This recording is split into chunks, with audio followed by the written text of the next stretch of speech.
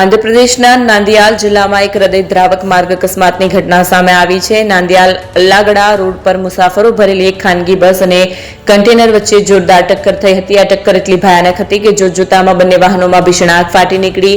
આ દુર્ઘટનામાં કમનસીબે 3 વ્યક્તિઓએ જીવતા ભૂંજાઈ જવાથી પોતાનો જીવ ગુમાવ્યો છે. એક ખાનગી ટ્રાવેલ્સની બસનું ટાયર અચાનક ફાટતા ડ્રાઈવરે સ્ટીયરિંગ પરનો કાબુ ગુમાવ્યો હતો. અનિયંત્રિત બસ ડિવાઈડર કૂદીને સામેથી આવતા મોટરસાયકલો ભરેલા કન્ટેનર લોરી સાથે અથડાઈ હતી.